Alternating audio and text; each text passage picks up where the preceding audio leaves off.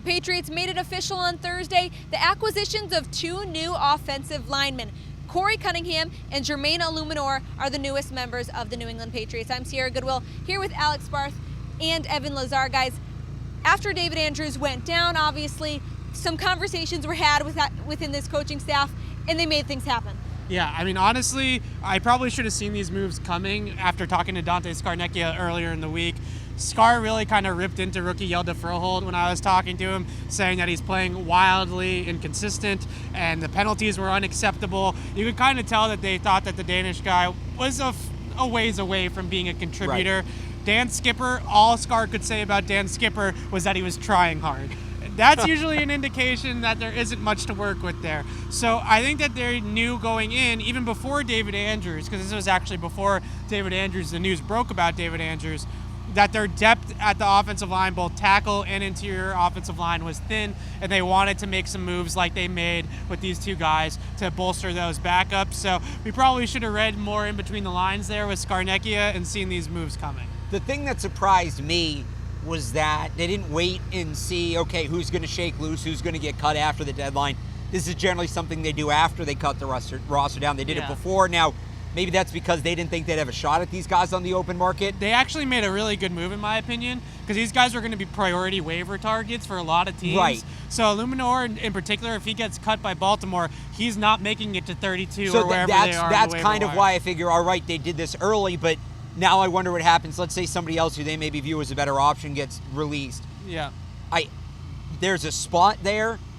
These guys are more or less roster locks, but again, the reason I'm surprised they did early, and that makes sense, of course, the waivers, they wanted to make sure they got these guys. Yeah. But at the same time, I don't think they're totally, they might be done, but I wouldn't be shocked if they're not. Well, Hjalte Froholdt got hurt tonight. Right. So if Hjalte Froholdt is out for a while, then that could change things drastically. And presumably those 2 new players are making the 53-man roster. Is there anyone else that you think in the Patriots preseason finale played their way onto the roster?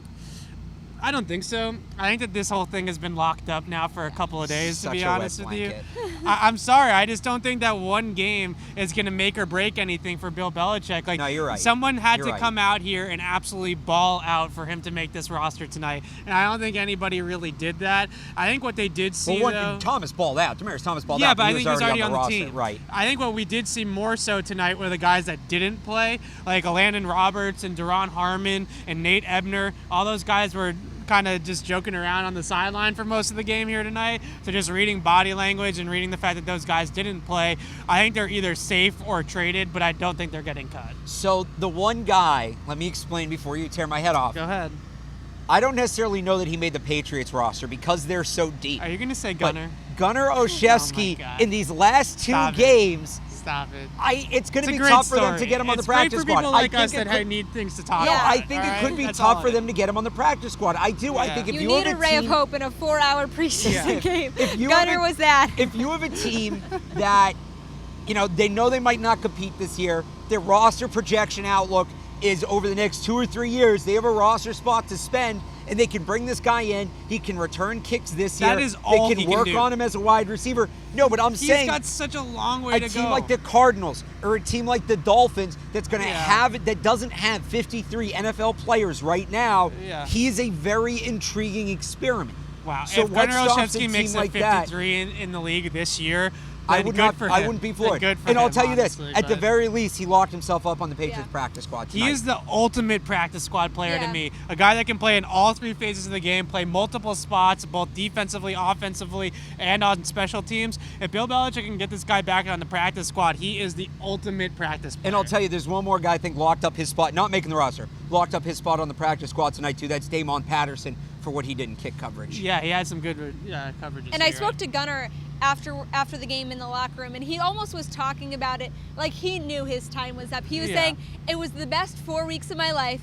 I had the best time of my life, and all I can say is the Patriots are darn good at what they do. So he knows in his heart that he probably isn't making the 53-man, but at least for a little while he was a fan favorite and got everyone talking. He was a professional athlete for 6 weeks. That's a lot more than most of us can Exactly. say. It's true. And then on the flip side of what I just asked, do you think anyone tonight kind of went down in their kind of how useful they are in this team? Did anyone play their way off the 53-man roster. Like you said, Bill Belichick probably isn't making decisions based off one preseason game. Yeah, I don't know. I think that the one guy that I keep coming back to, I know I mentioned him pregame, is what is this team going to do with Duke Dawson? Because they're so loaded at cornerback, but it's so unprecedented for Bill Belichick to give up on second-round picks in year 2. Razal Dowling, Jordan Richards, Cyrus Jones, all these guys all got second years. They all got to year 2 with the Patriots. So it'd really be going against the trend for Belichick to cut a guy going into year 2. I still think that he might have some trade value. I would agree with that. You go out there and you find a team that had a high draft grade on him, that maybe just thinks that things just didn't work right in New England and they really like him. Maybe you can get a pick back for Duke Dawson and at least recoup some of that, assets lost there. So I don't know about the 53-man roster itself, but I'll go back to the practice squad again because that's what I think tonight was about.